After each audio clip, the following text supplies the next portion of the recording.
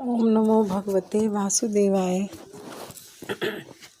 आज मैं आपको कार्तिक महात्म्य का 27वां अध्याय सुनाऊंगी, जिसमें सूत जी कहते हैं कि हे ऋषियों, इस प्रकार वह राक्षस और पिशाचिनी दोनों घूमते फिरते नर्मदा नदी के तट पर एक वट वृक्ष के नीचे आकर ठहरे।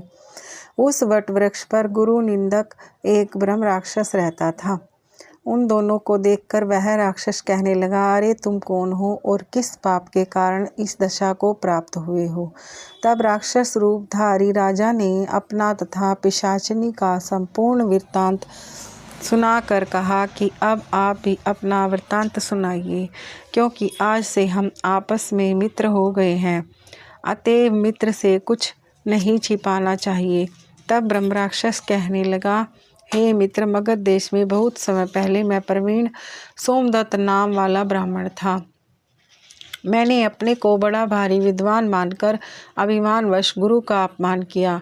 बस उसी पाप के कारण मैं इस योनि को प्राप्त हुआ हूँ। इस जन्म में भूख से पीड़ित हूँ। मैंने अनेक ब्राह्मण खा डाले। गुरु का अपमान करने से निश्चय ही ब्रह्म राक्षस की योनि प्राप्त होती है। यह बात मैंने भली भांति जान ली है।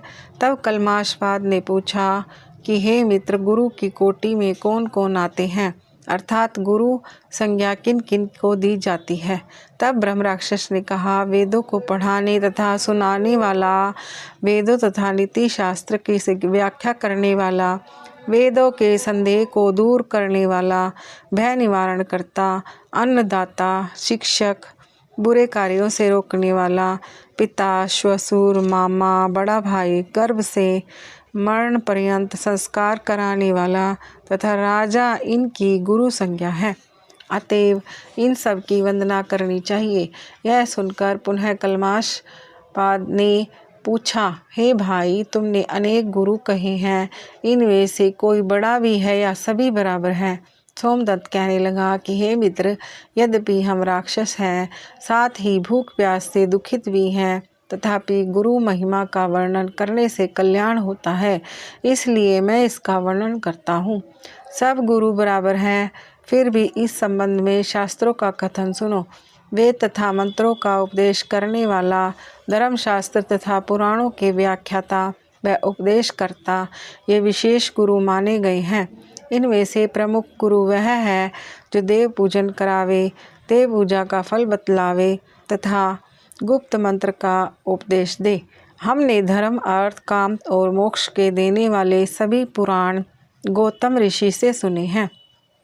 एक समय में शिव जी का पूजन कर रहा था कि उसी समय गौतम जी वहाँ पर आ गए। मैं पूजा में ही लगा रहा और मैंने खड़े होकर उनको प्रणाम नहीं किया।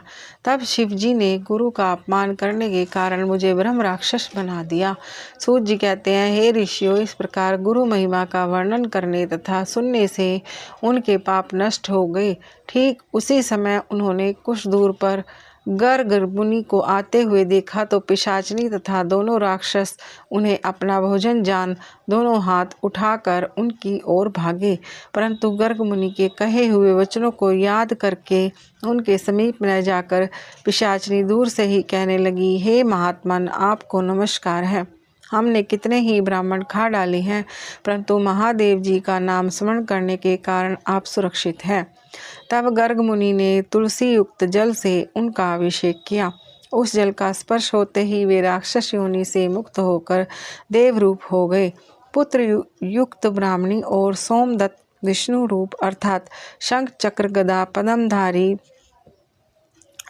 गर्ग मुनि की स्तुति करने के बाद विष्णु लोक को चले गए। तब राजा कलमाशपाद अपने रूप को प्राप्त होकर सोच में पड़ गया। उसको इस प्रकार शोक में निमग्न देख गुप्त रूप सरस्वती बोली, हे राजन, तुम किसी प्रकार की चिंता मत करो।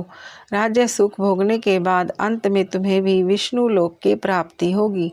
इन वचनों को सुनकर राजा कलमाशपाद अत्यंत हर्षित हुआ। तत्पश्चात अपने गुरु का स्मरण किया और गर्ग मुनि को प्रणाम करके श्री गंगा जी की स्तुति की।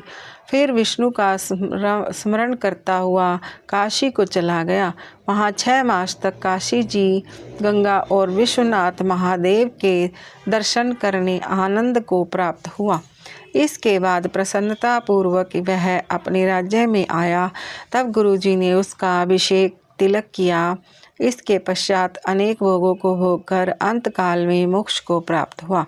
सूत जी ऋषियों से कहते हैं कि इसमें आश्चर्य की कोई बात नहीं है।